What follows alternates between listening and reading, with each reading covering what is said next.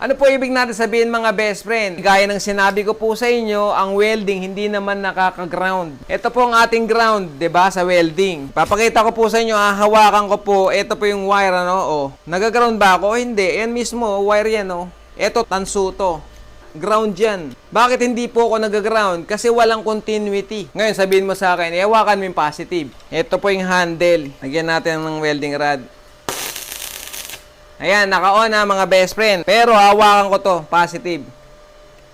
Oh, nagaground ba ako? Hindi. Bakit po? Kasi walang continuity. Kaya po tayo magaground pag ito hinawakan natin. Ganyan, hinawakan mo yan, yung mismong ito, hinawakan mo. Tapos humawak ako rito. Yun, ground tayo ron.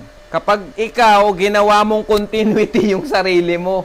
Kaya po, sinasuggest po natin, pinaka-safe sa pagwe-welding, magsapatos po tayo. Meron naman mga best friend, sabi nila, best friend, bakit ako nakasapatos naman ako, nag-ground pa rin ako. Eh baka nga may continuity ka pa rin. Nakasapatos ka, hindi yun ang ground mo. Kaya lang, yung ating ground, negative natin, nakalagay dyan sa iyong base metal o sa working piece mo, no? Tapos, yung guantes mo ay ganito, na ano lang, tela. Tapos, napapawisan ka dahil mainit ang welding. So, basa na yung gloves mo ngayon.